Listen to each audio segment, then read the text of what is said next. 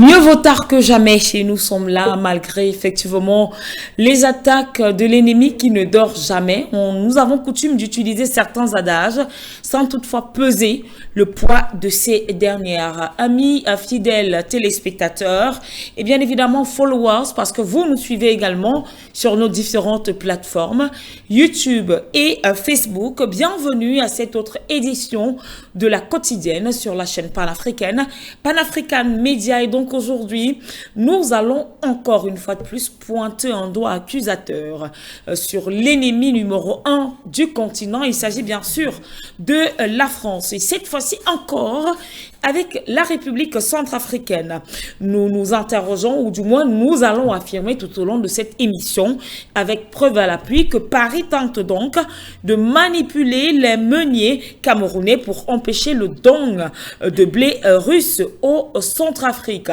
Car nous le savons, c'était une promesse faite par le président russe Vladimir Zelensky, qui promettait alors des tonnes pour le continent africain, après effectivement ce que eux ils ont appelé le conflit russo-ukrainien et que la Russie et bien évidemment les observateurs avertis ont appelé opération de démilitarisation justement de cette partie de l'Ukraine.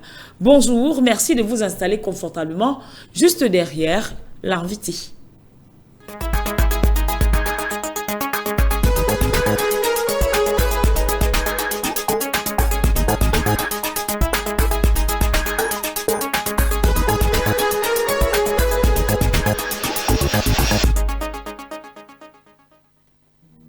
Alors, c'est inhabituel parfois de commencer avec autant de retard et c'est également inhabituel de ne pas avoir notre consultant permanent, Jonathan Batengene, à qui nous souhaitons un prompt rétablissement, quelques mots de santé et puis il ne faut pas forcer, mais néanmoins, Père Simo, moi j'aime l'appeler Père Simo, les autres disent aussi Mondé, c'est mon père à moi. Bonjour et merci d'être là. Bonjour Lady, c'est toujours un plaisir de me retrouver sur votre chaîne, cette grande chaîne qui conscientise les peuples africains.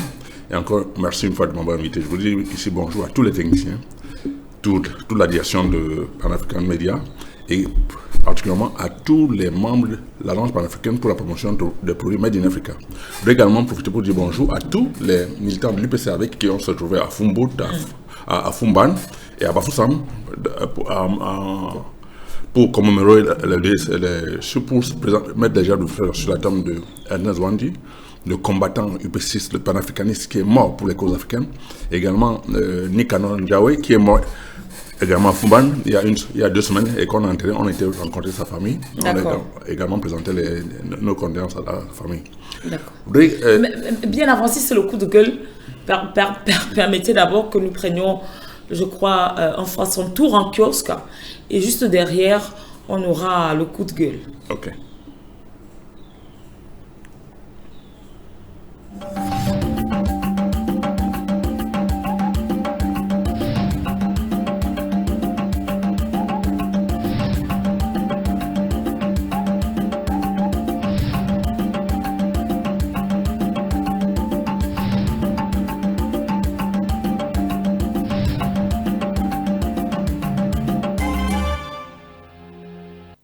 Bonjour à tous, bienvenue à la revue de 1 de ce 17 janvier de l'an de grâce 2024. Eh bien, commençons par une délégation tchadienne qui rencontre le président centrafricain selon le journal Al-Wida. Eh bien, le membre du gouvernement tchadien est porteur d'un message du président de la République du Tchad, Mahamat Idriss Déby, à son homologue centrafricain Faustin Archange Touadéra, informe la présidence centrafricaine. Le journal Gabon Review parle du Gabon vers l'institution d'une journée nationale de la libération. Eh bien, examiné en conseil interministériel lundi dernier, un décret irrélatif devrait bientôt être signé par le président de la transition, dit le journal. Le nouveau PCA de Feiner dans son fauteuil, note le journal Gabon Actu, eh bien, nommé en conseil de ministre le 28 décembre dernier, le nouveau président du conseil d'administration du Fonds autonome national d'entretien routier, Pascal Assiami, a été installé le 15 janvier 2024 lors d'une cérémonie sobre par le ministre des Travaux publics. Direction Afrique de l'Ouest avec le journal Africa Guinée avec le massacre de 28 septembre 2009, Mamadi Soumareo, une recrue de Kalea, dit tout sur les événements. Au Sahel, le journal Wakatira parle de la Russie qui appelle la CEDEAO à dialoguer avec le Burkina Faso, le Mali et le Niger. Insécurité, 3 civils tués et plusieurs blessés dans une attaque à Laoudou, près de Niamey, note le journal Actu Niger. Eh bien, le journal nous dit que les assaillants sont venus à bord de 2 véhicules et ont ouvert le feu avant de se heurter à la riposte des éléments sur place.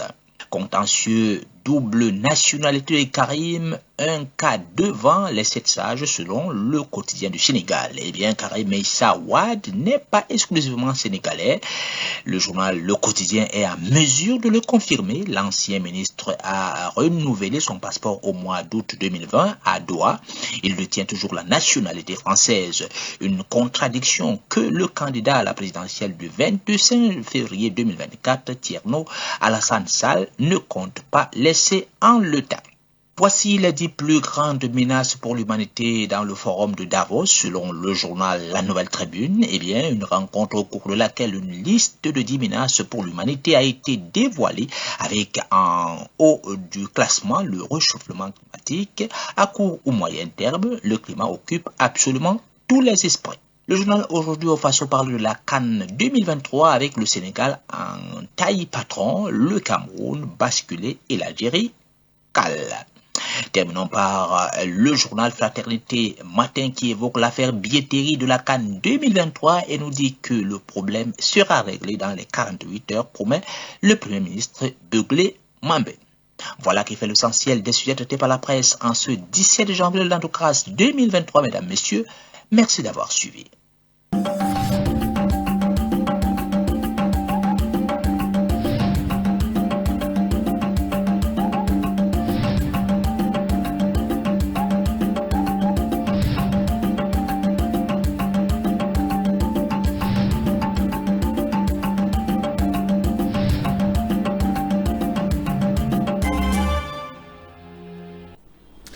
Merci à vous, Lenjok, pour ce tour en kiosque ce matin. Merci d'être toujours fidèle à Pan-African Média pour une Afrique souveraine et unie. Si vous nous rejoignez à l'instant, le programme, c'est la quotidienne et il est temps pour nous de prendre le coup de gueule. Alors, souhaitez-vous réagir à ce coup de gueule de ce matin? Le coup de gueule, il est toujours, mais alors toujours prêt. Simo, papa Simo, rebonjour. Bonjour. Alors, le coup de gueule ce matin. Oui, c'est qu'en réalité. Il nous amène où? Non, c'est qu'en réalité, quand je vois ce qui se passe, au Cameroun particulièrement, et en Afrique en général, je me rends compte que la France, toujours cette France, prend tout gratuitement dans les pays africains. Je dis bien gratuitement. Je ne peux pas comprendre que dans un pays, après 64 ans d'indépendance au Cameroun, il y a encore des entreprises françaises qui viennent ouvrir des supermarchés dans les pays africains. Ils prennent les terrains gratuitement. Ils construisent gratuitement. Ils ne payent pas le personnel. Ils ne payent rien du tout. Je dis bien, même pas un centime. Ils font en sorte que les pays africains ne se développent même pas. Parce que tous les produits qui sont vendus dans ces magasins, 95% proviennent de la France. Ce qui fait que quand vous fabriquez l'argent, des papiers qu'on fabrique à Chamalières, on vient en Afrique avec cet argent, on prend des terrains, on va dans les magasins, on achète le fer, on paye le personnel, on paye des entreprises qui construisent les bâtiments, on paye l'électricité avec ce papier. Ça veut dire qu'ils prennent tout gratuitement. Et quand ils vendent, avec l'argent, les bénéfices, ils vont dans des mines, ils payent les minerais, ils exploitent, ils envoient les minerais en Europe, on les vend, ils ont les zéros, les dollars, et nous on n'a rien du tout. On appauvrit l'Afrique. Et c'est ainsi qu'on ne crée pas des emplois. On freine complètement les pays africains sur le plan du développement. Je me pose des questions. Pourquoi est-ce que nos autorités africaines ne peuvent pas réfléchir un temps soit peu pour mettre un terme à cette histoire du franc CFA? Parce qu'avec ce franc CFA, on ne pourra jamais s'en sortir. La preuve, le Mali, le Niger et le Burkina, depuis pratiquement en moins d'un an, ils se sont développés comme ils ne l'ont jamais fait depuis des années parce que le franc CFA, ils ont freiné complètement les cadres fer pour trouver des voies et moyens de fonctionner sans le franc CFA. Ce qui fait que nos responsables africains doivent prendre conscience et voir où se trouve le vrai côté du développement de l'Afrique. Aujourd'hui, on ne peut plus créer des emplois en Afrique. Parce que la France, avec son franc CFA, maintient les gens en esclavage. Ça veut dire qu'on a modernisé l'esclavage. Ce n'est plus la violence, mais c'est une manière assez hypocrite de freiner le développement de l'Afrique. Si nous, on ne prend pas conscience, ça veut dire qu'on est perdu complètement. J'interpelle ici tous les Africains, d'où qu'ils soient, de boycotter tous les produits français et même occidentaux, parce que ça nous empêche de nous développer. Quand vous allez acheter un peu de patates à la maman qui est à côté de la route, vous développez l'Afrique. Quand vous achetez un régime plantain à un commerçant au marché, vous développez, parce que quand vous achetez, ils vont au champ, ils produisent davantage. Et ça veut dire qu'on peut créer des emplois. Et quand on transforme ces maniocs, ces patates, ces plantains, ça veut dire qu'on industrialise l'Afrique. Si on ne peut pas comprendre, on va se mettre dans des logiques stupides qui vont nous freiner complètement. Et c'est là que je dis que l'esprit, c'est comme le parapluie. Il faut qu'il soit ouvert. C'est un proverbe. L'esprit, c'est comme un parapluie. Oui. Il faut qu'il soit ouvert. Sinon, on est perdu. Voilà. Alors, pour rester dans le coup de gueule quand même, c'est vrai que vous appelez là les populations à boycotter, mais est-ce que c'est la population qui signe les accords avec CIE Multi? D'accord. Ça, c'est une très, très, très bonne question. C'est pas la population qui signe les accords. Mais il n'y a pas un policier derrière chaque soir pour aller dans les magasins Carrefour. Il n'y a aucun policier. Vous n'êtes pas obligé. Même s'il peut signer, s'il signe et que les gens ne respectent pas, les gens ne vont pas consommer à Total. Vous pensez qu'un policier va vous obliger? C'est autant de choses. Aujourd'hui, Total est le premier marketeur au Cameroun. Est-ce que c'est normal qu'un pays occidental soit marketeur dans un pays indépendant? Leader. C'est pas normal. Avec des grandes entreprises dans ce pays qui ont des stations. Il y a Tradex, il y en a des centaines qui ont la possibilité d'être au-devant de cette histoire. Pourquoi est-ce qu'on doit laisser des Occidentaux venir nous dicter leurs lois dans notre pays? C'est pas normal. Est-ce que nous on peut le faire en Europe? Pourquoi on doit rester dans cette logique? Moi, je dis encore une fois, quand le maçon prend l'ascenseur, la vérité prend l'escalier et finit toujours par arriver. Les gens sont en train de nous mentir, nous mentir dans leur stratégie. Mais on va prendre les escaliers, mais on va arriver là où ils ne vont jamais arriver. Il faut que les Africains prennent conscience. Voilà. Alors, toujours pour sortir, parce que c'est un sujet, pour moi, les responsabilités sont partagées. Parce que vous venez de le dire, nous n'allons pas mettre un policier derrière chaque Camerounais, mais ce que de l'autre côté, les supermarchés, enfin les boutiques, ce qu'on peut appeler également supermarché à la camerounaise, au Made in Cameroun, très souvent vous arrivez, le service c'est pas ça.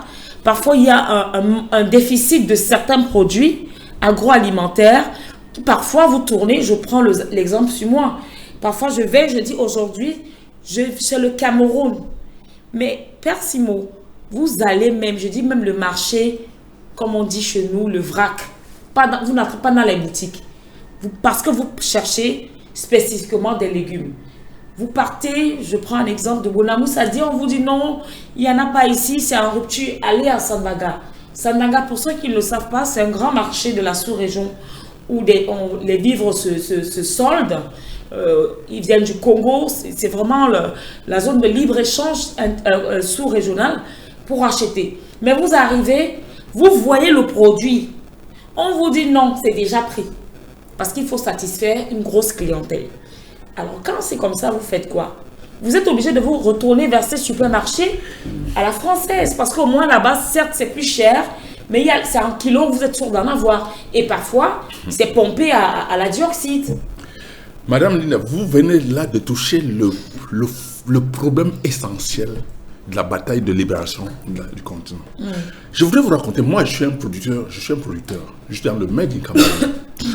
Quand vous produisez et que vous signez un contrat avec des magasins français qui vous disent que c'est nous qui allons distribuer vos produits, on commence par mettre vos produits en un endroit très bien où c'est bien vu. On signe un partenariat avec vous, peut-être pour 5 ans. Vous commencez à mettre vos produits dans ces magasins.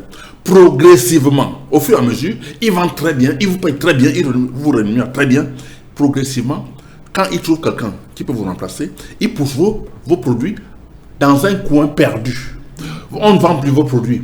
À la longue, ils viennent vous dire, monsieur, voilà, vos produits ne marchent plus, on doit racheter votre fonds de commerce. Ils rachètent votre fonds de commerce, ils vous donnent le franc CFA, ils sont propriétaires de ce que vous produisez, et du coup, ils vendent fort. Ce que vous expliquez, c'est exactement ce qui se passe. Ils vont voir les gens qui produisent à la base. Ils négocient avec eux pour distribuer leurs produits, de sorte que dans les marchés, on ne voit plus les produits. Quand bien même on voit, c'est arrivé à destination de telles boutiques. Et ce qui fait qu'ils bloquent tout le marché, tout le process, ils le contrôlent. Et très souvent, on vous dit, allez plutôt dans tel autre supermarché. Dans un supermarché. Mais bien sûr. C'est quand on vous envoie dans un autre bien supermarché. Sûr, bien sûr, c'est un deal, Madame Dedi. Moi, je suis dans ces histoires-là. Moi, j'ai conseillé toujours aux Africains d'ouvrir les magasins Made in Africa partout pour qu'on contrôle ce qu'on produit et qu'on produit ce qu'on consomme. Malheureusement, ça n'a pas été une très bonne chose et ça ne marche pas parce que les gens ne comprennent pas comment est-ce qu'on peut mutualiser nos forces pour aller conquérir le marché. C'est de ça qu'il s'agit, Madame Linda. C'est pas qu'on est incapable, c'est parce que les gens ne mutualisent pas leurs forces. Ensemble, on est fort, mais seul, on est faible. C'est de ça qu'il s'agit. Il n'y a aucun problème d'incapacité. Les Africains sont intelligents, les Noirs sont hyper intelligents. D'ailleurs, ce sont eux qui ont créé tout ce qu'il y a dans le monde entier.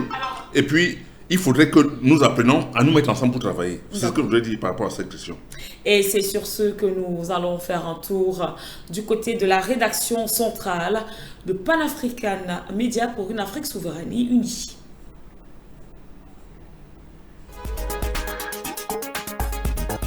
Alors, souhaitez-vous réagir à ce coup de gueule de ce matin? Le coup de gueule, il est toujours, mais alors toujours prêt.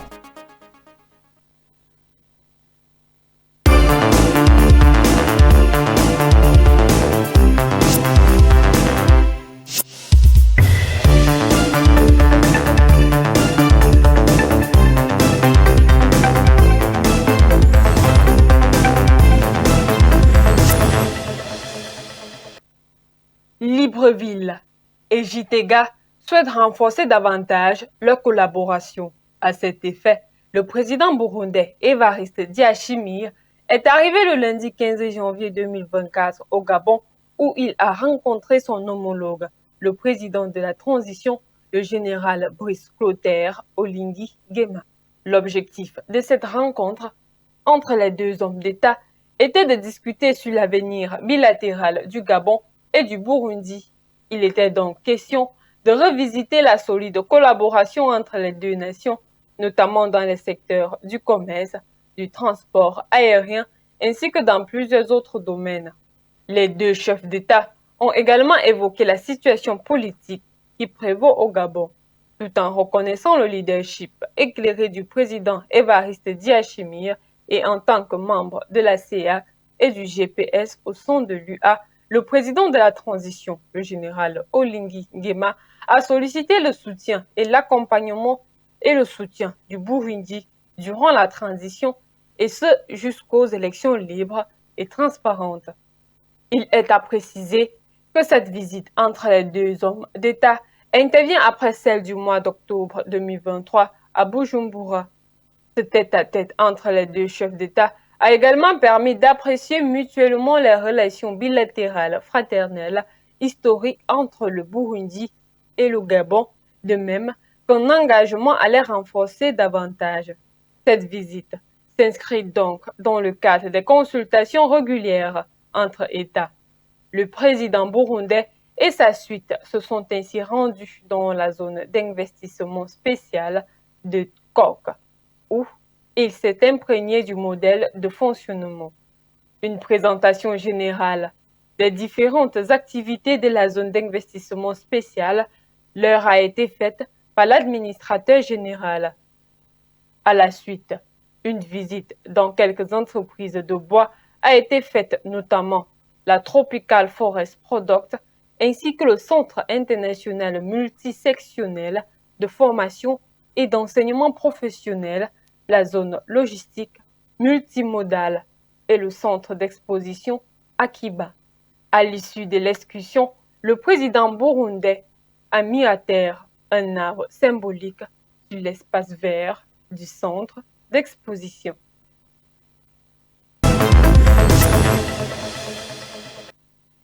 Le secteur du gaz naturel prend un nouveau visage au Nigeria. De grands importateurs de produits pétroliers raffinés à celui de pays autonomes en termes de capacité de raffinage. Tel est le nouveau statut du Nigeria. Le pays abrite désormais la plus grande raffinerie de pétrole d'Afrique. Selon les analystes, elle pourrait augmenter la capacité de raffinage dans une région fortement dépendante des produits pétroliers importés. L'installation de cette infrastructure a une valeur de 19 milliards de dollars et une capacité de production de 650 000 barils par jour. Pour l'heure, elle a commencé à produire du diesel et du carburant d'aviation. C'est ce qu'a indiqué samedi dernier la société de raffinerie de pétrole Dangote. En tant que première raffinerie de pétrole privée du Nigeria, le projet change la donne pour le pays. Il est à noter que le Nigeria est l'un des principaux producteurs de pétrole d'Afrique, mais il importe des produits pétroliers raffinés pour son propre usage. Le secteur du pétrole et du gaz naturel du pays est en difficulté depuis de nombreuses années et la plupart des raffineries d'État fonctionnent bien en deçà de la capacité en raison d'un manque d'entretien. Pour Olufola Uzu, un expert en pétrole et en gaz, la raffinerie Dangote n'est pas une solution miracle à la crise énergétique du Nigeria, mais c'est un excellent moyen de relancer le secteur et cela aidera ce pays d'Afrique de l'Ouest à passer de statut de grand importateur de produits pétroliers raffinés à celui de pays autonomes en termes de capacité de raffinage. Il faut rappeler que cet expert a fait partie d'une équipe ayant contribué à la révision de la politique nationale du Nigeria en matière de gaz. La raffinerie privée est donc située à la périphérie de Lagos, le centre économique du Nigeria, où elle fonctionne parallèlement à une usine d'engrais. L'usine en question devrait répondre à 100% des besoins du Nigeria en essence, en diesel, en kérosène, à pleine capacité de production, a déclaré Dangote l'année dernière lors de l'inauguration de l'installation. Selon la société, au moins 40% des produits pétroliers fabriqués dans l'usine seraient également disponibles à l'exportation. À ce jour, l'usine a reçu environ 6 millions de barils de brut de la compagnie pétrolière nationale du Nigeria pour démarrer ses activités. Mais selon les analystes, des mois pourraient s'écouler avant que la raffinerie n'atteigne sa pleine capacité. Ces analystes ont donc déclaré que tout impact sur le prix dépendait encore des tendances de l'industrie telles que le coût du brut, les interventions du gouvernement telles que les subventions et le taux de change de la monnaie locale par rapport au dollar.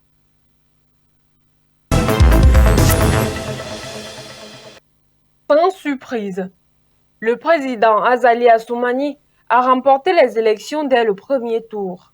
Selon la CENI, il a remporté avec 62,97% des voix.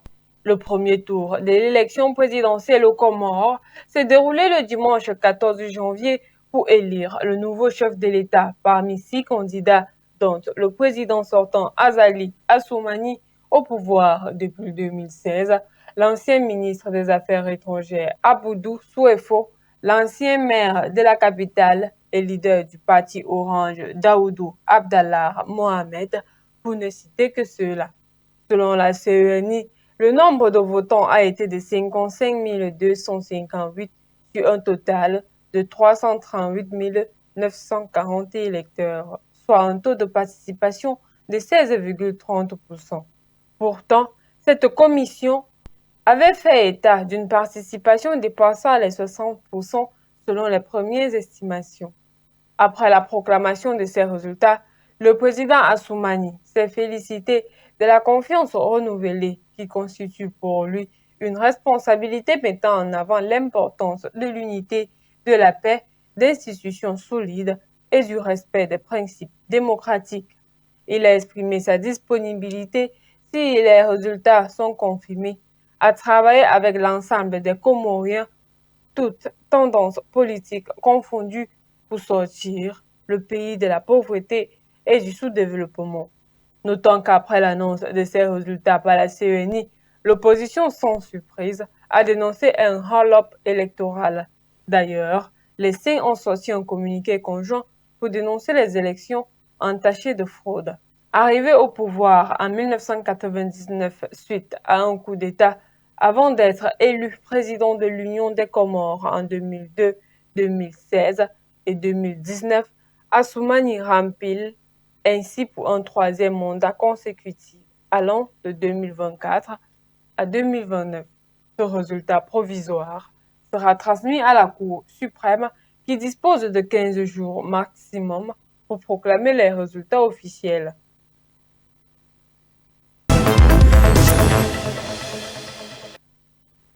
Il ne cessera donc pas de surprendre avec son fair play.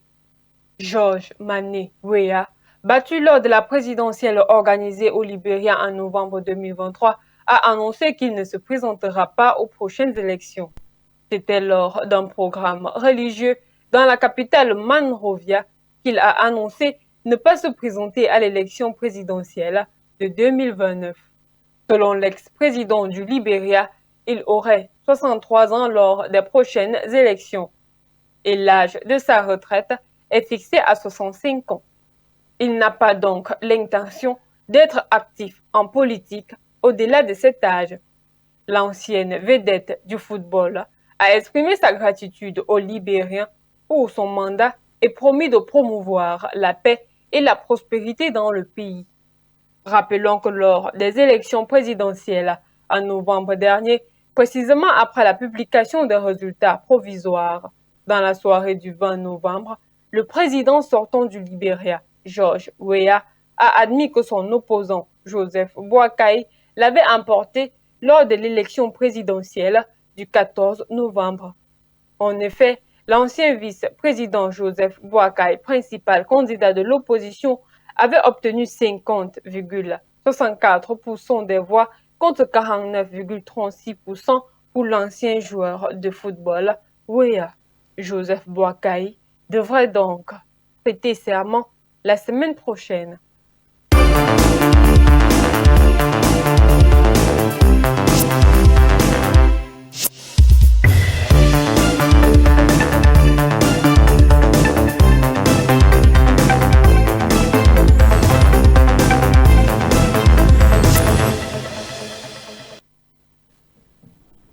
Voilà, de retour donc sur ce plateau après ce bref moment informatif. Voilà, un coucou au président Évariste Ndayishimiye. Voilà, celui-là même qui, depuis le décès de son frère Pierre Nkurunziza, lui qui, voilà, était très perspicace. Hein. C'était un monsieur de droit, de paix, et je pense que Évariste Ndayishimiye, son excellence, et bien évidemment son épouse Angeline Ndayishimiye sont également dans la même logique, développer le Burundi avec effectivement la terre, l'agriculture. Et puis on l'a bien vu, le président Olingi Nguema, qui a donc reçu ce grand président de l'Afrique de l'Est, qui depuis quelque temps a des conflits avec son voisin, qui a été taxé de mauvais voisin. Il s'agit bien sûr de Paul Kagame. Alors, Père Simo, peut-être un mot sur le Burundi, le Gabon. En réalité, je suis très heureux de voir que le président Ndayishimiye, le général, est en contact avec le Gabon. Je suis très heureux parce que ce sont deux militaires qui croient en ce qu'ils font. Et je suis très heureux de voir que ça se fait en Afrique centrale. Je peux vous dire que le général Ndayishimiye, c'est un très très grand homme. Parce que j'ai eu à rencontrer ce monsieur en Guinée équatoriale lors d'un séjour des panafricanistes du monde entier. J'ai beaucoup apprécié ce monsieur qui est d'une humilité sans nul autre pareil. C'est pour ça que je suis convaincu que ce monsieur va transformer non seulement le Gabon avec sa présence là-bas, mais ils vont regarder tous dans la même direction et nous faire rêver comme ça se fait au Mali, au Burkina et au Niger. Ça, je suis convaincu. Je n'en doute même pas. Et c'est ici le lieu de dire félicitations, monsieur le président, aux deux chefs d'État de la sous-région, qu'ils continuent à travailler ensemble, main dans la main. Et je souhaite qu'ils tiennent la main du président Touadéra, avec qui ils peuvent y regarder pratiquement dans la même direction. Et je pense que tout va changer pour l'Afrique. Alors, cap sur la thématique de ce matin, nous parlons de la promesse de Vladimir Poutine. Il faut quand même le dire que pendant plus de 10 ans, il y a eu des promesses de la France qui n'ont jamais été tenues. Et alors, la Russie qui arrive en moins de 5 ans fait des promesses qu'elle réalise. Et parmi ces promesses, il y a le don de blé. Mais il y a un problème qui se passe depuis, peut-être les uns et les autres ne le savent pas. Il y a la mainmise de la France qui veut tout faire pour saboter, saquer l'acheminement de ce sésame du côté de la République centrafricaine. Et automatiquement, le Cameroun, c'est certes le Centrafrique, mais le Cameroun est situé au centre de l'Afrique aussi, bien avant le Centrafrique. Et donc, le blé est arrivé et compte tenu des relations de bon voisinage, de parrainage, du respect du droit d'aînés, autant pour moi, le blé est au Cameroun. Il faut la mainmise des meuniers camerounais pour que le produit fini atterrisse à Bangui-la-Coquette pour une distribution générale sur le territoire. Mais la main de la France est entachée de mauvaises, j'ai pas envie de dire de sang, mais entachée d'ivraie pour justement faire rater ce projet. Quelle analyse pouvez-vous en faire, M. Simondi? En réalité, Madame Dédi, ça ne me surprend même pas. D'autant plus que la France a la même mise totale sur les industries au Cameroun. Je dis totale. Et quand vous avez la même mise sur les industries dans un pays, vous pouvez user du chantage pour manipuler qui vous voulez, quand vous voulez et comme vous voulez. Parce que si la France dit par exemple à un meunier camerounais, monsieur, si vous traitez ce blé, vous n'allez plus jamais avoir des intérêts dans les banques de l'Afrique centrale. Le monsieur, voyant ces intérêts en jeu, il va tergiverser et il ne va même pas vouloir faire exactement ce qu'on attend de lui. Or, chaque industrie est une industrie indépendante vis-à-vis de l'autre. Malheureusement, dans le cas du Cameroun, avant que le port ne soit retiré entre les mains de Bolloré, le blé ne serait même pas rentré au Cameroun, autant où Bolloré est au port. C'est parce que le port est détenu par l'administration camerounaise aujourd'hui. Et au-delà de ça, maintenant, les rails même qui peuvent porter ce blé, des grandes quantités, pour atteindre le Gaoundéré avant d'être acheminé en République centrafricaine, est détenu par Bolloré. Ce qui fait qu'on est dans un embriglio qui ne dit pas son nom à tous les niveaux. Je suis convaincu que le gouvernement camerounais veut absolument tout faire pour envoyer ce blé en Centrafrique. Mais la France, comme je dis, a la même mise totale. Je dis bien totale sur l'économie camerounaise. Je dis bien totale. Ce qui fait que c'est un problème. Mais je fais confiance. Aujourd'hui, malheureusement, bon, je ne vais pas rentrer dans les détails, il y a plein de problèmes au Cameroun. On ne sait même pas qui fait quoi et qui décide quoi et à quel moment. C'est pour ça qu'il y a ce problème. Parce que si au Cameroun, il y avait encore une autorité solide, ce blé serait parti en Centrafrique. Je suis désolé. C'est parce qu'au-delà de la manipulation de la France, il y a la corruption qui est rentrée en jeu. On donne de l'argent à plein de gens qui peuvent décider du départ de ce blé. Ils freinent des quatre fers pour que ce blé ne parte pas en fonction, en cause de leurs intérêts. Il y a plein d'enjeux dans cette histoire. Donc je dis encore une fois, mais cependant, il ne faudrait pas qu'on pense seulement que on doit attendre les choses qui viennent de l'extérieur. L'Afrique est capable de produire son blé, de la transformer et de la consommer comme on a toutes ces possibilités. Parce qu'il n'y a aucun produit qui a la spécificité d'être produit que dans une région bien précise. Tous les produits alimentaires peuvent être produits dans tous les pays. Parce qu'à un moment, en Europe, on nous a fait croire que le raisin ne pouvait pas être produit en Afrique. En Afrique. Or, le même raisin, les pommes, les pommiers. les pommiers ne pouvaient pas. Or, ça se produit dans tous les pays africains. Donc, c'est à nous de prendre les décisions qu'il faut pour pouvoir produire ce qu'on consomme et consommer ce qu'on produit et être complètement indépendant des pays occidentaux. Voilà ce que je propose. Et c'est pour ça que nous, on a pensé à la promotion des produits Made in Africa pour pouvoir changer les choses. Voilà. Alors, le problème, on parle de la France, mais à quel niveau exactement est-ce que les meuniers, parce qu'on dit que le point d'achoppement, je vais rendre par exemple lecture, va au-delà des modalités pratiques et surtout lié au changement de destination, parce qu'il y aurait eu un changement de destination. Par qui la question reste posée. Et puis, il se trouve que le président de la République, à en croire certaines informations, souhaiterait alors que voilà, des exonérations douanières puissent être... enfin, qu'il y ait une exonération douanière sur la cargaison de... sur la cargaison de blé, et il se base sur l'ordonnance, on va le dire, du 7 mars 2008, laquelle suspend donc le paiement des droits et taxes de douane à l'importation, notamment de certains produits de première nécessité.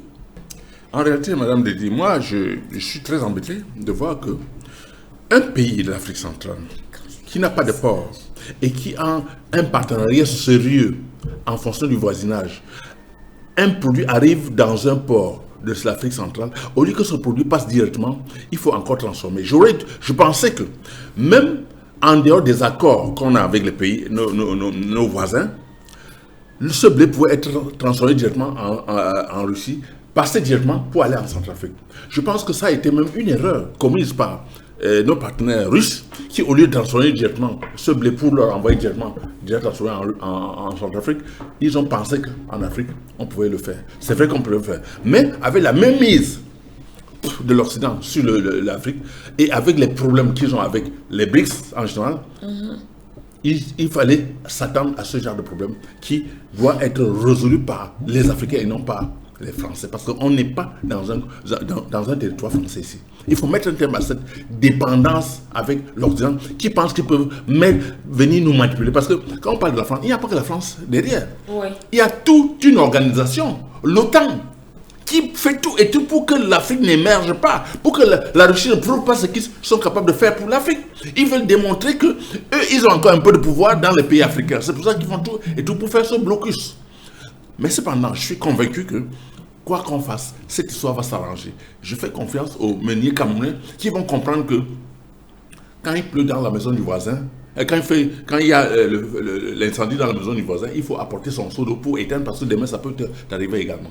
Il faut mettre terme à cette histoire où on nous manipule à tous les niveaux. Et j'interpelle ici tous les responsables administratifs du Cameroun qui sachent que quand vous sacrifiez un peuple pour vos intérêts égoïstes, vous allez le payer très cher. Même si ce n'est pas aujourd'hui, c'est demain. Même vos descendants vont le payer. Parce qu'il ne faudrait pas penser que vous allez commettre des trucs et ça va rester impuni. Même la nature va vous punir. Et ça, une nature existe. Dans ma culture, il faut éviter de poser des actes pour nuire à ton semblable. Il n'y a aucune raison. Donc il faudrait qu'on prenne conscience. C'est lieu de réinterpeller les autorités camerounaises qui sont en train de bloquer cette histoire, qui laissent les choses se passer comme il se doit, parce que sinon, ça risque de leur coûter toute leur vie. Voilà. Alors, puisque nous parlions des BRICS, de l'impact des BRICS sur le continent africain, je pense qu'avec le concours de la réalisation, nous pourrons justement prendre cet élément qui voilà, corrobore avec cette affaire de blé, mais également d'autres choses en ce qui concerne le développement de cette république, à savoir la République centrafricaine. Car une délégation de l'Alliance internationale des BRICS y séjourne depuis quelques jours.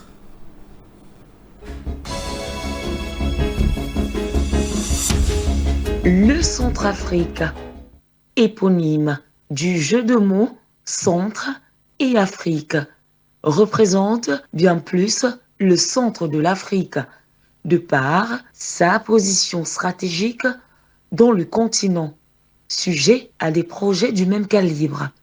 Une équation très vite comprise par les BRICS+, et le mathématicien de Bangui, le professeur Faustin Archange Touadéra, qui désormais, regardant vers la même direction, affiche fière allure. À l'origine de cet état d'esprit ravageur de succès, une rencontre de haut niveau au Palais de la Renaissance par le numéro 1 centrafricain et la délégation de 22 personnes conduite par la présidente de l'Alliance internationale des BRICS+, Larisa Zelenstova, le 15 janvier 2024. Au menu des discussions, pour cette troisième visite du genre à Bangui les propositions des projets concrets qui devront faire l'objet de contrats entre le gouvernement de Bangui et les opérateurs venus d'horizons divers sous la bannière des BRICS. Ainsi, la construction du chemin de fer aux satellites en passant par la technologie 5G, le Centrafrique se met ainsi en pole position dans la coopération avec l'Alliance internationale des BRICS+. Les semaines qui arrivent sonnent l'illustration même d'un chantier de dernière technologie avec notamment la construction d'un nouvel aéroport international pour les vols commerciaux et les vols cargo. Une zone franche d'entre 4 étoiles et 5 étoiles et un gigantesque centre commercial. Ce projet spécifique qui fera du Centrafrique un hub en Afrique sera entièrement financé par les Émirats arabes unis. La Chine, quant à elle, s'occupera de la construction d'un vaste réseau de chemins de fer qui reliera la République centrafricaine au Soudan par le nord-est, notamment sur la route de soie, ensuite au Tchad et vers le nord, et enfin au Cameroun à l'ouest. Le chemin de fer facilitera le désenclavement du Centrafrique en lui donnant une ouverture vers plusieurs ports du continent. L'installation d'un réseau de télécommunications en 5G proposé par des entreprises russes devrait également être paraphé.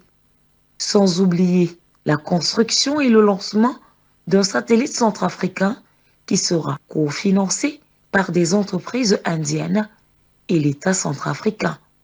Au sortir de l'audience, Madame Zelenstova s'est dite satisfaite et déterminée à travailler avec le gouvernement centrafricain et son chef de l'État, afin que le Centrafrique soit un modèle de développement sur tout le continent africain. Même son de cloche côté centrafricain, comme qui dirait Victoriam. Voilà, c'est donc l'Alliance internationale des BRICS en délégation depuis le 15 janvier 2024. Il faut dire la mission va donc s'achever le 19 janvier prochain, toujours à Bangui. Vous avez vu de vous-même tous les partenaires présents de ce côté-là, la Chine, l'Inde, les Émirats arabes unis. L'on comprend effectivement qu'il y a tout d'abord la Russie, la Chine, qui sont des membres influents du bloc BRICS, mais en plus, les nouveaux entrants depuis le 1er janvier 2024. Simone Day, qu'est-ce qu'on peut dire lorsqu'on voit l'effectivité des promesses faites? Promesses tenues, c'était l'année dernière lors du 15e sommet consacré aux BRICS, première édition en terre africaine. Beaucoup de choses ont été dites de la banque des BRICS jusqu'à ces projets aujourd'hui qui sont passés de la table et qui vont se retrouver sur le terrain.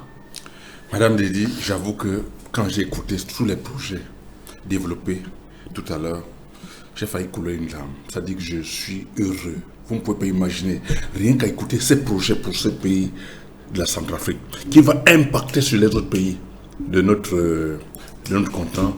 Je vous assure, je suis très très heureux. Je pense que là, l'Afrique est en train de sortir du seul sous de blanc, là où la France l'avait enfermé depuis des années. Imaginez un temps soit peu que en Bangui, il y ait les trains qui relient le Tchad, le Cameroun. Mais ça veut dire que l'Afrique s'est libérée, et le Soudan, ça veut dire que l'Afrique s'est libérée totalement de la dépendance. Parce qu'au-delà de ces projets, on parle du satellite, on parle des rails, on parle des autres, on parle des hypermarchés. Et ça vont s'intégrer là-dedans, les échanges entre pays africains. Je dis encore une fois, je crois rêver, Madame Désir. Je crois rêver. Et il faudrait que je me réveille de mon rêve parce que je suis en train de voir la réalité qui va se passer. Madame Désir, je suis très ému.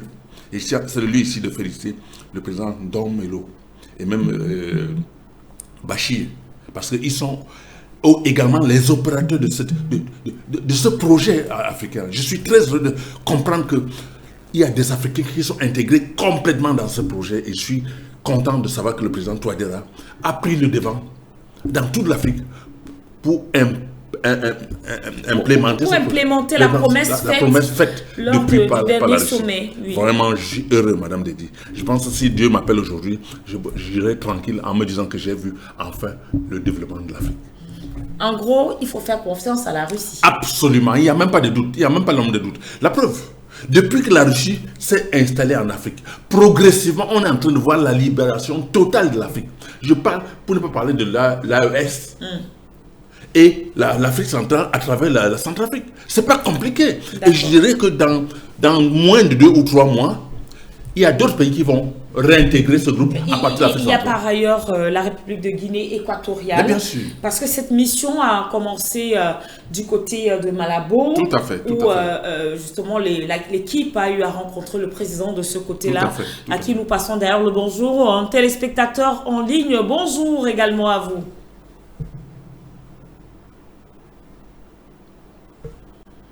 Au standard, bonjour. Le plateau. Bonjour à tous les milliards de téléspectateurs de Pan-African Media. Bonjour à tous les invités, Jonathan Batengene et tous les autres que je ne vois pas. Je suis en circulation, bien sûr. Madame Foutundedi, vous savez, la criminalité n'a pas une fin. Lorsque l'obscurantisme atteint un seuil, l'humanisme disparaît. Ce qu'on appelle Paris veut faire, c'est asphyxier totalement tous ceux-là qui sont aujourd'hui contre l'impérialisme. Nos présidents panafricanistes qui sont en train de lutter pour la libération définitive et complète de notre continent. Ce sont eux qui veulent exterminer. Ce n'est même pas la RCA seule. Ils sont en train de faire ça au Mali, au Burkina Faso, au Niger, un peu partout. Donc, il est temps que nous commençons par réfléchir, parce que Lando Colonna, qui rentre en concubinage incestueux avec les forces du mal, ça va faire mal. C'est de ça qu'il s'agit. Il faut que Faustin Archange Touadéra commence par réfléchir autrement et que Paul Biya aussi commence par réfléchir autrement par rapport à Lando Colonna. On ne fait pas une révolution sans sacrifice. On ne fait pas une révolution sans liquidation. Regardez ce que Lando Colonna voulait nous causer au niveau du Burkina Faso. Si nous allons commencer par dire qu'il y a droit de l'homme, avec eux, il n'y a pas de droit de l'homme. Ils sacrifient tout le monde. Le terrorisme, c'est le mal absolu. Et c'est de ça qu'il s'agit là. C'est le hard power qui a commencé. Il faut passer par tous les moyens pour asphyxier les gens. Et je vais profiter par rapport à cette question du blé, à dire et à ramener la question du blé au Cameroun. Parce que la culture du blé est bien sûr possible au Cameroun. Ce n'est pas ce que la France nous avait appris en nous mentant qu'au Cameroun, le blé ne pouvait pas pousser. C'était du faux et usage du faux. C'est des criminels au service qu'on appelle de l'obscurantisme. Nous sommes fiers que le Cameroun puisse aujourd'hui nous cultiver notre blé en Afrique et au niveau de Centrafrique aussi, pour que nous puissions nous nourrir et que nous ne dépendons plus de ces criminels. Parce que empêcher les gens de manger, c'est la criminalité. Empêcher les gens de manger, c'est-à-dire c'est le mal absolu, Madame Foutundedi. Et avec ces gens-là, il faut vraiment le vrai Dieu. Il faut vraiment le vrai Dieu, comme il est en train de nous accompagner sur tout ce que nous sommes en train de faire aujourd'hui. Parce que, vous savez, ce que nous avons engagé ici, ce n'est pas forcément pour nous-mêmes, c'est pour nos progénitures. Et nous irons, c'est-à-dire, comme le disait le président tchadien, l'ancien président tchadien, que la paix de Dieu soit sur lui, nous allons les pourchasser jusqu'à leur dernier retranchement, comme le disait Déby. C'est jusqu'au sacrifice suprême. On s'en fout. Si l'ennemi découvre son front, que ce soit au-dedans ou au-dehors, debout sur les remparts, nous sommes résolus de mourir pour l'Afrique. Il n'y a rien à faire. Que tout le monde se calme, que personne ne pense qu'on va abandonner cette lutte. Non. Regardez comment nous nous défendons. Nous n'avons même pas l'argent pour nous connecter. Mais pourtant, on arrive à nous connecter pour faire le panafricanisme. Nous ne sommes financés par personne, mais nous allons nous serons toujours là au rendez-vous. Bachir Ladan, comptez sur nous. C'est jusqu'à la gare, comme le disait l'autre, et il n'y a rien qui se passera, nous allons gagner ce combat. Je ne saurais terminer mes propos, Mme Foutundedi, sans une fois encore interpeller les présidents des zones de lac. Ils n'ont qu'à s'entendre, ils n'ont qu'à s'asseoir entre eux et vraiment se départir des considérations occidentales américaines qui les divisent et qui ne permettent pas que l'Afrique centrale arrive à faire comme l'Afrique de l'Ouest pour que nous puissions finir une fois pour de bon avec l'impérialisme. Puisque c'est au niveau de l'Afrique centrale, plus précisément au Congo, que toutes les ressources de l'Afrique sont concentrées et dès que le Congo sera libéré, nous serons aussi libérés. Le sionisme et l'anthropophagie qui s'organisent autour de la bande de Gaza, au niveau de la Palestine, ne prendra fin que lorsque nous allons nous réveiller. Parce que ne pensez pas que les Africains ne pensent pas que le conflit ne nous regarde pas. La déportation, vous voyez vers où ils veulent nous amener. Quand ils vont finir avec Gaza, c'est l'Égypte qui va suivre. Après l'Égypte, à qui le tour? Donc il faut les arrêter très tôt, pendant qu'il est encore temps. Pan-African Media, pour une Afrique unie et meilleure. C'est Dieu qui est fort. Nous gagnerons ce combat, Inch'Allah. Merci beaucoup. Je crois que c'est Sidi depuis le Bénin qui nous a appelé. Le standard reste ouvert pour vos contributions relatives bien sûr à cette autre main encore de la France, une ingérence pendant que elle est appelée à déguerpir, chassée partout, telle une malpropre. Elle insiste avec son ingérence dans les affaires propres aux pays africains. Simon. En réalité, en faisant scintiller notre lumière, nous offrons aux autres la possibilité d'en faire autant. Donc, que la France le veuille ou pas, ils vont partir de l'Afrique, il n'y a rien à faire. Ils ont pris le caillou, l'oiseau a vu. Ils ne peuvent plus rien faire contre l'Afrique. C'est tard. Il faut qu'ils prennent des mesures pour revoir leur manière de fonctionner avec les pays africains. Parce que si vous n'êtes pas content de ce que vous récoltez, changez de semence. Ce n'est pas compliqué. Vous ne pouvez pas s'aimer la patate pour récolter le manioc. Il faut que la France revoie leur manière de fonctionner. Parce qu'ils sont très condescendants, méprisants, insultants à la limite. Ils prennent des Africains pour des totaux qu'ils l'ont fait depuis des siècles. Les temps ont changé. Les chaînes de télévision comme Pan-African Media ont changé, conscientisé les Africains. Il faut qu'ils comprennent que les temps ont changé. C'est plus la même période. Ils ont pensé moderniser l'esclavage en nous faisant croire que c'est nous qui décidons de tout et tout. Or, ils sont à l'ombre. Ils se trompent. On a vu ce qu'ils sont et on va les combattre par tous les moyens. Voilà.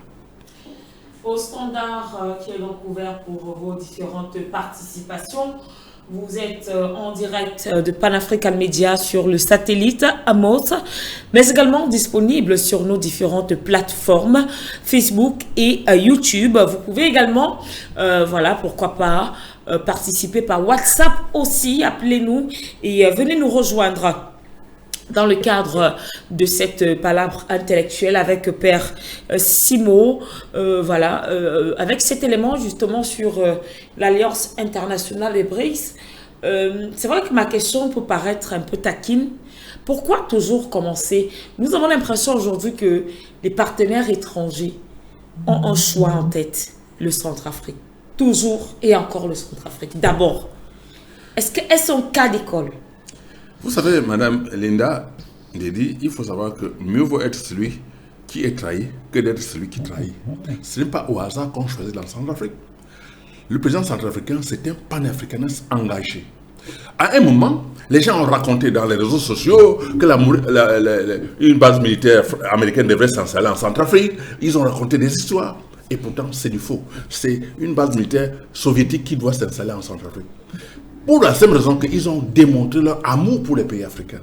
Donc, je suis d'accord qu'une base militaire soviétique soit installée en Centrafrique pour former les gens sur la meilleure manière de conduire, de lutter contre le terrorisme. Et ça va faire en sorte que tous les autres pays viennent se former là-bas pour défendre le continent africain. C'est ça, c'est pas compliqué. Il ne faudrait pas que les gens se mettent à rêver, à nous raconter des histoires, à nous faire croire que la nuit fait soleil. C'est pas possible.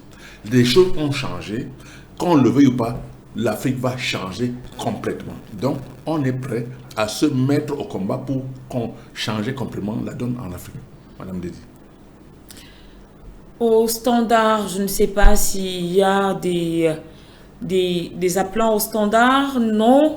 et je crois qu'à la demande de certains téléspectateurs qui voudraient encore réécouter la liste des projets en cours, parce qu'en fait, C'est important. oui, c'est Moi, important. Il y a une liste de projets et quand on écoute, bien avant cet élément, il y a eu un petit entretien où Zelensky elle-même affirme que après, parce que c'est la 3e visite, la 3e mission dans ce sens-là, donc juste après, c'est-à-dire à la fin, le 19, on dit, très souvent, on dit les poses des premières pierres, Oui, oui. ce qui voudrait dire que Le les démarrage, chantiers, les démarrages. voilà, seront ouverts.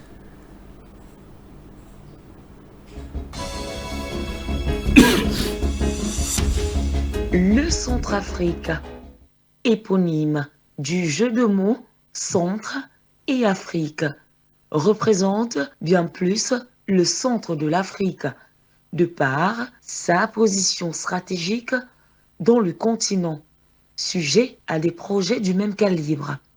Une équation très vite comprise par les BRICS+, et le mathématicien de Bangui, le professeur Faustin Archange Touadéra, qui désormais, regardant vers la même direction, affiche fière allure. À l'origine de cet état d'esprit ravageur de succès, une rencontre de haut niveau au Palais de la Renaissance par le numéro 1 centrafricain et la délégation de 22 personnes conduite par la présidente de l'Alliance internationale des BRICS+, Larisa Zelenstova, le 15 janvier 2024. Au menu des discussions, pour cette 3e visite du genre à Bangui, les propositions des projets concrets qui devront faire l'objet de contrats entre le gouvernement de Bangui et les opérateurs venus d'horizons divers sous la bannière des BRICS. Ainsi, la construction du chemin de fer aux satellites en passant par la technologie 5G, le Centrafrique se met ainsi en pole position dans la coopération avec l'Alliance internationale des BRICS+. Les semaines qui arrivent sonnent l'illustration même d'un chantier de dernière technologie avec notamment la construction d'un nouvel aéroport international pour les vols commerciaux et les vols cargo. Une zone franche d'entre 4 étoiles et 5 étoiles et un gigantesque centre commercial. Ce projet spécifique qui fera du Centrafrique un hub en Afrique sera entièrement financé par les Émirats arabes unis. La Chine, quant à elle, s'occupera de la construction d'un vaste réseau de chemins de fer qui reliera la République centrafricaine au Soudan par le nord-est, notamment sur la route de soie, ensuite au Tchad et vers le nord, et enfin au Cameroun à l'ouest. Le chemin de fer facilitera le désenclavement du Centrafrique en lui donnant une ouverture vers plusieurs ports du continent. L'installation d'un réseau de télécommunications en 5G proposé par des entreprises russes devrait également être paraphé. Sans oublier la construction et le lancement d'un satellite centrafricain qui sera cofinancé par des entreprises indiennes et l'État centrafricain. Au sortir de l'audience, Madame Zelenstova s'est dite satisfaite et déterminée à travailler avec le gouvernement centrafricain et son chef de l'État, afin que le Centrafrique soit un modèle de développement sur tout le continent africain, même son de cloche côté centrafricain, comme qui dirait Victoriam. Voilà, alors Simoudé, vous aviez encore écouté cet élément. On parle d'un hub pour généraliser tout ce qui se fera. Quand on parle de hub, pour ceux qui ne le savent pas, je vous inviterai à faire un tour aux Émirats arabes unis pour comprendre ce que c'est qu'un hub. C'est-à-dire le Centrafrique d'aujourd'hui sera à l'image d'un hub. Voilà. C'est-à-dire, le hub, c'est la concentration de tous les grandes affaires de toute l'Afrique. C'est-à-dire le point focal où toutes les rencontres sérieuses, c'est-à-dire la ville, enfin je ne sais pas comment expliquer, mais Madame, je suis très heureux de voir que rien que ces projets vont créer des milliers d'emplois en Centrafrique. Ça veut dire que les Centrafricains vont sortir de la misère. Ça, c'est clair et net. Rien que le hub, rien que les hôtels, rien que le chemin de fer, rien que l'aéroport. Mais c'est des milliers d'emplois à créer. Avec ça, voilà des projets que la France, depuis la nuit des temps, n'a pas réussi à implémenter en Afrique. Leur présence en Afrique, ils ne savaient à quoi. Voilà la preuve qu'on a en face de nous des partenaires qui viennent pour nous tirer vers le haut, pas nous tirer vers le bas comme la France l'a fait depuis des années. Je suis convaincu que ces gens, également, vont rentrer dans la production de la monnaie qui vont permettre à ces pays africains de se développer rapidement et avoir leur pleine souveraineté. Je sais que ces pays africains vont rentrer également dans les BRICS+, et ensemble, on va travailler pour libérer totalement le continent. Parce qu'il y a deux pôles qui s'affrontent dans le monde aujourd'hui. L'OTAN et les BRICS. Or, moi, je suis convaincu que l'OTAN, c'est terminé. Parce que l'OTAN, c'est un groupuscule de personnes qui tiennent l'économie du monde. Or, les BRICS, c'est des pays qui sont mis ensemble pour s'auto-développer, s'auto-construire et regarder dans la même direction. Ce qui fait qu'on n'importe comment, on va gagner cette bataille économique, autonome et de l'indépendance réelle. Ce qui fait que vos histoires qu'on appelle la BAC, la CEDEAO, tout ça, ça doit disparaître. Même l'Union africaine ne doit nous servir à rien parce que c'est des histoires qui ont été mises en place par l'OTAN pour pouvoir contrôler l'Afrique. Désormais, ça doit s'arrêter. Il faut que les présidents prennent acte et démissionnent de toutes ces histoires. Même la BA, même la CEDEAO, ils doivent disparaître complètement, mettre en place une structure bancaire qui doit contrôler l'économie africaine et qui doit être entre les mains des Africains. Je parle par exemple le Fonds monétaire africain dont le siège est à Yaoundé. Le Fonds monétaire africain qui doit être à Yaoundé doit rentrer dans le BRIC absolument pour qu'ensemble on regarde dans la même direction et on développe le continent. Voilà ce que je peux dire par rapport aux BRIC qui sont en train de s'installer dans les pays africains, Madame Dédi. Alors, pour revenir justement au blé, parce que c'est cette histoire du blé, il y a la Russie, il y a le Centrafrique, il y a le Cameroun, dans le sujet qui est concentré justement sur le blé. Mais je vais lui dire quand même qu'il y a la culture de blé en Afrique, notamment au Cameroun. Le blé, les céréales, parce que quand on parle de céréales, on voit beaucoup plus le blé. Il y a le maïs, il y a le blé, il y a le mil, il y a le sorgho, cultivé au Cameroun et consommé dans la partie septentrionale camerounaise. Madame Dédi, on n'a pas de problème de production. Ce sont les Occidentaux qui ont décidé de nous freiner.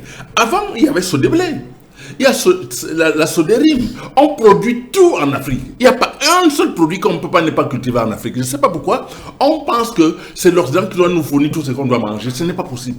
Et je le faisais même, pour moi, c'est un poison. Parce que tout ce qui rentre dans la bouche doit être contrôlé par toi, créé, fabriqué par toi, cultivé par toi, pas envoyé par quelqu'un d'autre. Parce qu'ils peuvent mettre là-dedans ce qu'ils veulent pour t'empoisonner, comme ils veulent être maintenus en esclavage. Donc pour moi, il est temps que l'Afrique mette un terme. Que ce soit avec la Russie, ou avec les BRICS, ou avec l'Occident, il faut que l'Afrique produise ce qu'il consomme et consomme ce qu'il produise. Ça, c'est notre devise. Et on doit s'en tenir là pour développer le continent. Alors, nous allons prendre une courte transition pour parler de sport ce matin. Je crois que c'est avec vous, Hervé Sanjo, direction la Côte d'Ivoire, pour parler de cette 34e édition de la Coupe d'Afrique des Nations qui se déroule, on va dire, avec beaucoup de surprises. Donc, ce serait attendu à ce que les équipes favorites puissent maintenir leur titre. Que non, hier encore, c'est une rebelote, Hervé Sanjo.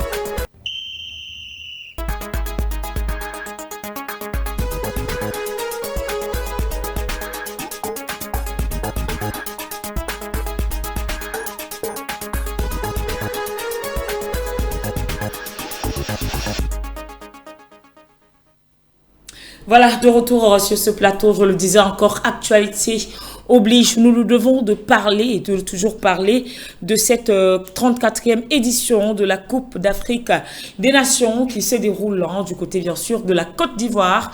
C'est le pays des éléphants. Et donc, il y a cette polémique de billets. Donc, vous avez polémiqué, mais le Mali a tenu promesse. Parce que, de peur que Assimi Goïta se fasse contaminer par la fougue et surtout la colère du capitaine Ibrahim Traoré, les gars ont dit, si on rentre ici sans la coupe là, parce que déjà, le ministre des Sports, M. Fomba, il a dit, et nous l'avons diffusé dans le cadre de Ils l'ont dit, en termes vidéo, il a dit leur objectif là-bas à la CAN, c'est de ramener la coupe. Et ils nous l'ont prouvé hier, parce que s'il n'y a pas la coupe, vous allez aller au front. C'est vrai que Kidal a été libéré, Menaka, Tombouctou, mais vous allez aller au front parce que vous faites partie du Liptako Gourma. Ça chauffe au Burkina.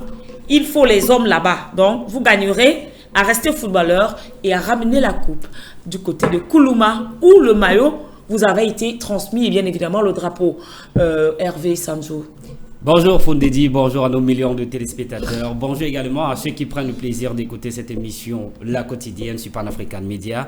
Vous avez fait bien d'entamer avec le Mali d'ailleurs qui a remporté sa rencontre hier sur un score de 2-0. Le Mali certes malmené par l'Afrique du Sud en première mi-temps, mais le Mali a su revenir en deuxième mi-temps et damer le pied en cette équipe sud-africaine qui, il faudra le rappeler, avait aligné 7 joueurs du championnat local, notamment de Mamelodi Sundowns qui est la meilleure équipe du continent africain.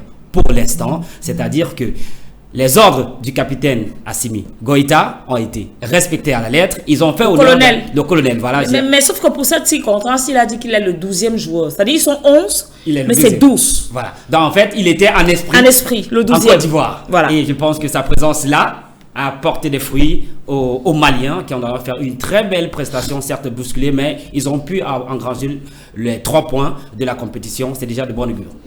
Premier match, première victoire pour le Mali. Ça n'a pas été du tout facile pour le Sénégal. Certes, ça n'a pas été facile pour le Mali, vous voulez dire. Je parle du Sénégal qui a joué hier, je pense aussi. Non, le Sénégal reprend à jouer vendredi. Hier qui a joué. Hier, nous avons le Burkina Faso qui a joué face je voulais parler du Burkina Faso, voilà. Certes, les Aiglons également ont fait une très bonne entrée hier face à la Namibie. Ça n'a pas été facile puisque le Burkina remporte sa rencontre à la 96e minute sur un penalty qui a été transformé par son capitaine Bertrand Traoré. On le rappelle d'ailleurs, en match de classement lors de la dernière édition de la Coupe d'Afrique au Cameroun. Il avait manqué le tir au but face au Cameroun et le Cameroun avait terminé 3e. Eux, ils avaient terminé 4e de cette compétition-là. Et je pense que là également, les Aiglons du Mali commencent très bien leur compétition du côté de la Côte d'Ivoire. Pas que les Aiglons du Mali, le Burkina Faso, en tout cas c'est là. Les Aiglons du Burkina Faso, voilà. Qui gagnent finalement sur le plan sécuritaire, bientôt ça sera la monnaie. Sur le plan sportif, la coupe là risque de rentrer à la ES. C'est une possibilité. Qui parle au chef d'État africain, unité africaine, voilà ce que ça donne lorsqu'on parle d'une même voix.